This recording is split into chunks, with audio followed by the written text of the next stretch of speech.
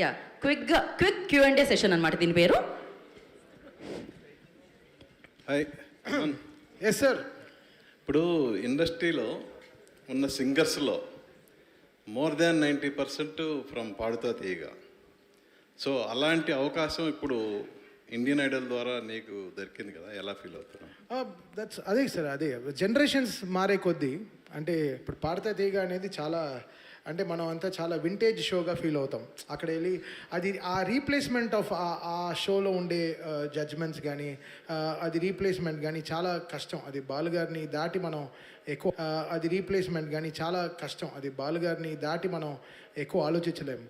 So but Indian Idol అనేది ఒక నేను చెప్పాను కదా, ఒక జెన్జీ, ఒక ఈ young, it's a very young show, very very new thing. అంటే ఆ ఇండియన్ ఐడల్ అనే ఆ బ్రాండ్ని అది మీకు మనకు తెలుసు కదా, మీరు బాంబేలో చూస్తే అసలు వచ్చే టాలెంట్ మన వాళ్ళందరూ వెళ్ళి అక్కడ పర్ఫామ్ చేశారు.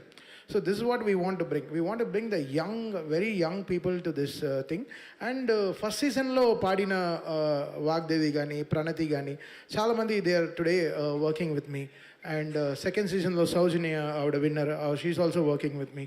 ఇప్పుడు సీజన్ 3లో కూడా చాలామంది they all come sing for me. So ఈ ఫోర్త్ సీజన్ ఇస్ ఎక్స్ట్రీమ్లీ ఎక్సైటింగ్ అండి. ఈ టాలెంట్ని we are extremely excited and we are feeling very grateful about it. All the best sir. Thank you sir. Thaman గారు సార్, మీరు వెరీ బిజీ. ఒక పక్క OG అంటారు, ఒక పక్క అఖండ అంటారు, వరుసనే వస్తూనే ఉన్నాయి, బ్లాక్ బస్టర్స్ ఇస్తున్నారు. But at the same time ఇప్పుడు అల్లు అరవింద్ గారు చెప్పినట్టు ఒక ప్రోగ్రామ్ మీకు అప్పగిస్తే మీ భుజాల మీద వేసుకుని గల్లీ టు గ్లోబల్ లెవెల్కి తీసుకెళ్లారు. సో ఇది మీకు ఎందుకు అంతగా, అంటే ఒక డబ్బు కోసం అయితే ఇంత చేయాల్సిన అవసరం లేదు, మీకు ఎందుకు అంతగా కనెక్ట్ అయింది program? Trust sir, it's a trust. Aravind గారు అండ్ త్రివిక్రమ్ గారు, so it came from them. So అది చాలా పెద్ద ట్రస్ట్. లైఫ్లో మనం ఏం నిలబెట్టపోయినా సరే ఆ నమ్మకాన్ని నిలబెట్టుకోవాలి. I think they trusted me, so I'm putting my efforts. అంతే సార్, వెరీ సింపుల్. అయితే కొత్త ఇన్స్ట్రుమెంట్స్ చాలా బాగా వాయిస్తున్నారు సార్ మీరు, జపాన్ నుంచి అక్కడి నుంచి. అవును సార్, బికాస్ కొన్ని సినిమాలే మనకి ఇలా ఒక వేరే కంట్రీ ఫీల్స్ కొంచెం ఇస్తాయి. ఒక ఆఫ్రికన్ ఫిల్ము కానీ, ఒక ఆఫ్రికాలో ఉండే ఒక కథ కానీ, ఒక చైనీస్ కథ కానీ, ఒక యుఎస్లో ఉండే ఒక కథ కానీ. సో వెరీ రేర్గా ఈ ఫినామినల్ జరుగుతుంది. బట్ జాపనీస్కి ఉండే మ్యూజికల్ కల్చర్ చాలా రిఫ్రెషింగ్. సో ఆ కల్చర్ని ఎలా మనం ఇండియన్ రాగాస్కి ఎలా అడాప్ట్ చేసుకుని చేద్దాం అనేది OG will be very experimental sir musically. Yeah. Thaman చూడటానికి గ్లామర్గా ఉన్నావు. అంటే ఈ షోస్ అన్నీ మీకు వర్క్షాప్ లాగా ఉపయోగపడుతున్నాయా, లేకపోతే ఎనర్జీ బాగా ఇస్తున్నాయా? సార్ నాకు నిజంగా నేను లైఫ్లో ఇంతవరకు ఒక ఫోటో షూట్ చేసిందే లేదు. బికాస్ నా గురించి నాకు తెలుసు ఏంటో అని.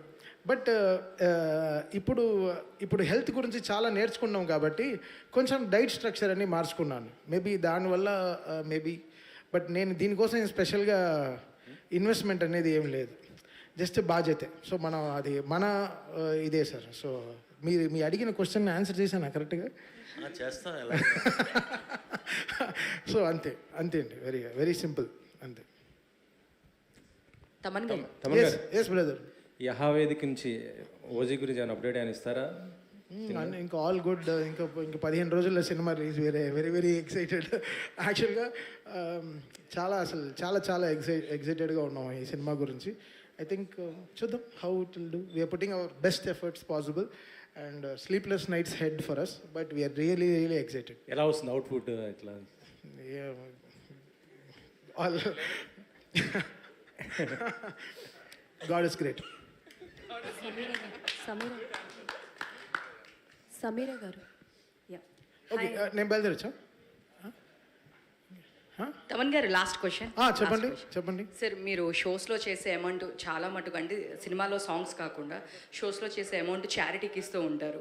సో ఇండియన్ ఐడల్ నుంచి కూడా మీరు తీసుకునే రెమ్యునరేషన్ చారిటీస్కే వెళ్తుందా? అవునండి కంప్లీట్లీ.